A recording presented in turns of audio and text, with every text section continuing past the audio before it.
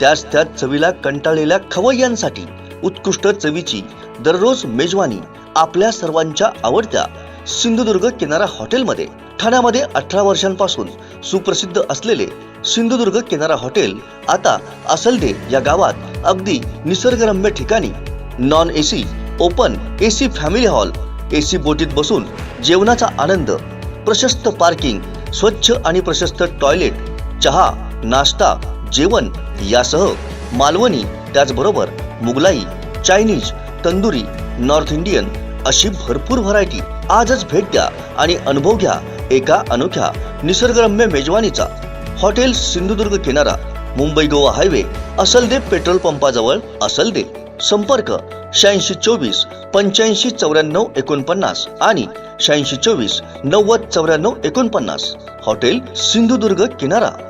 केंद्रीय कृषी मंत्री नरेंद्र सिंग तोमर यांना भेटून तसेच केंद्रीय मंत्री नारायण राणे यांच्या सहकार्याने काजू उत्पादक शेतकऱ्यांना केंद्र सरकारकडून 500 ते 1000 कोटी रुपयांपर्यंत सबसिडीची मागणी करण्यात येणार असल्याची माहिती भाजपच्या नेत्यांनी दिली। या संदर्भात अत्यंत महत्त्वपूर्ण अशी मीटिंग पार पडली असून या संदर्भातली सर्वात पहिली बातमी आणि थेट वार्तालाप आपण पाहत आहोत, तो फक्त कोकणसात लाईव्हवर पाहूया। आपल्या सगळ्यांना माहिती आहे की जागतिक स्तरावरचा काजूबीचं मार्केट आणि काजूबीचं रेट आणि कोकणातील काजूबीचा रेट याच्यामध्ये प्रचंड तफावत, एक दरी निर्माण झालेली आहे।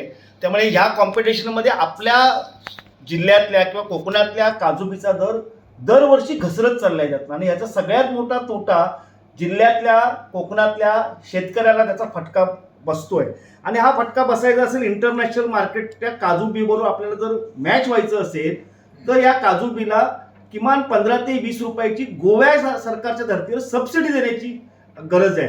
आता 2.5 लाख मेट्रिक टन काजूबी असेल तर 2.5 लाख मेट्रिक टन काजूबीला जर आपल्याला सबसिडी देण्याची असेल तर त्यासाठी किमान 500 कोटी रुपयाची तरतूद आपल्याला करावी लागेल। आणि आता आमचे प्रदेश सचिव प्रमोदजी जठार आणि आमच्याशी या सगळ्या काजू उत्पादक शेतकऱ्यांनी चर्चा केली, त्याबरोबर असं ठरलंय की केंद्रीय कृषी मंत्री जे आहे तोमर साहेब यांच्याकडे हा प्रस्ताव पाठवण्याची गरज आहे। जर कोकणातला शेतकरी वाचला पाहिजे असेल तर त्याला त्याचं नुकसान टाळायचं असेल तर ही सबसिडी देण्याची गरज आहे। ही केंद्राने देऊन दे, महाराष्ट्राने देऊ नये, गोवा सरकार जसं सबसिडी देते तशा प्रकारची सबसिडी यासाठी मिळण्याची गरज आहे। नुकतीच सिंधुदुर्ग जिल्ह्यामध्ये जो भात उत्पादक शेतकरी आहे त्या भात उत्पादक शेतकऱ्यांनी ज्यांनी भात घातलाय भात खरेदी केंद्र किंवा त्यांनी भाताची ई पीक नोंदणी केली आहे, अशा सगळ्या शेतकऱ्यांना जवळजवळ 5.5 कोटी रुपयाचा बोनस देण्यात आला आणि त्यामुळे मोठ्या प्रमाणात भात उत्पादक शेतकऱ्याला दिलासा मिळाला।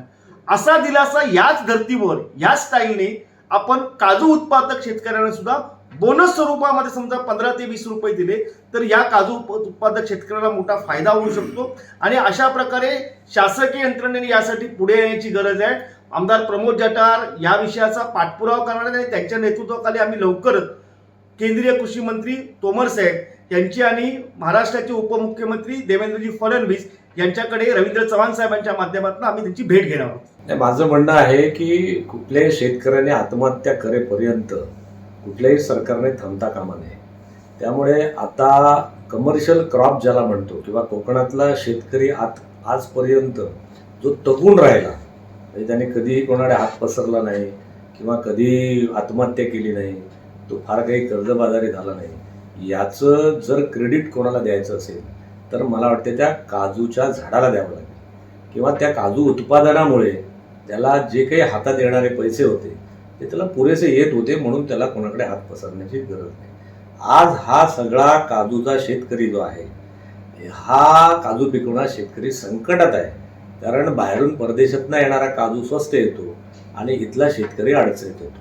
त्यामुळे माझं प्रामाणिक म्हणणं आहे, आम्ही आज या ठिकाणी ही सगळी मंडळी या ठिकाणी बसलो, काजू व्यापारी, काजू शेतकरी सगळी मंडळी एका ठिकाणी आली, बँक आली, अतुलजी या ठिकाणी आली, या सगळ्यांच्या माध्यमातून आमचं असं लक्षात येतं आहे की साधारणतः केंद्र सरकारने महाराष्ट्र म्हणून 500 ते 1000 कोटीची जर प्रोव्हिजन केली तर शेतकऱ्यांच्या उत्पन्नाचं दुप्पट होण्याचं जे मोदी सरकारचं तंत्र आहे ते पण यशस्वी होईल, शेतकऱ्यांचं उत्पन्न दुप्पट होईल, किमान आहे ते तरी टिकेल आणि या ठिकाणचा कधीही भविष्यात महाराष्ट्रातला काजू शेतकरी आत्महत्या करणार आहे। त्यामुळे आता आम्ही सगळ्यांनी ठरवलं लवकरच केंद्रातले नरेंद्र सिंगजी तोमर जे आहेत यांची भेट घेणं आणि आपल्या सिंधुदुर्गातले बलाढ्य नेते नारायणराव राणे साहेब हे सुद्धा आता केंद्रात बसतात. त्यांच्या सगळ्यांच्या मंडळीची बरोबर जाऊन भेटून आपण यासाठी भरघोस अशी 500 ते 1000 कोटीची ठोस मागणी करू, ज्याच्यातून ही सबसिडी शक्य होईल.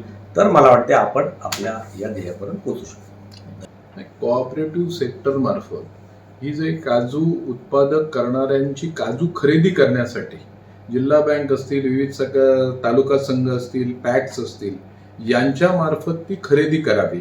आणि आता साहेब म्हणाले तसंच की सेंट्रल गव्हर्नमेंटने त्याच्यामध्ये जो काही शॉर्टफॉल आपल्याला मिळेल तो शॉर्टफॉल देण्याची तरतूद ही प्रत्येक वर्ष आपल्याला ॲन्युअल बजेटमध्ये केंद्र सरकारने जर केले तर आमचे जे सहकारी अतुलजी असतील, जटार साहेब असतील, की काजू बागायतदारांचा जो काही आता आत्महत्येकडे चालण्याचा प्रयत्न, कारण आता आर्थिक मंदीमुळे तिथला काजू बागायतदार अनेक अडचणीमध्ये येत आहे आणि हे काजू बाहेर काढायचे तर सगळ्यांनी एकत्र येऊन सेंट्रल गव्हर्नमेंट मार्फत हे पैसे आपल्या या कोकण भागासाठी मागणं हे अत्यंत गरजेचं आहे.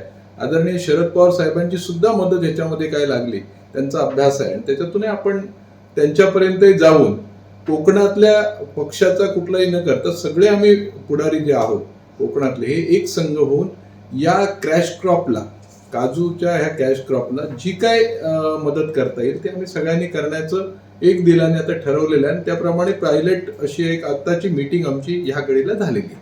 काजू उत्पादक शेतकऱ्यांचा दबाव जोपर्यंत काजू खरेदी करणाऱ्या लॉबीवर पडत नाही तोपर्यंत हा प्रश्न सुटणार नाही हे आमच्या सगळ्यांच्याच लक्षात आलं. एक वानगी दाखल तुम्हाला सांगायचं झालं समजा तर गोवा बागायतदार संघाचे अध्यक्ष ॲडव्होकेट नरेंद्र सावयकर नारायण राणे साहेबांच्या वाढदिवसासाठी जिल्ह्यात आले होते. गोव्याच्या मुख्यमंत्र्यांना घेऊन त्याला मुद्दाम आम्ही बोलवलं होतं.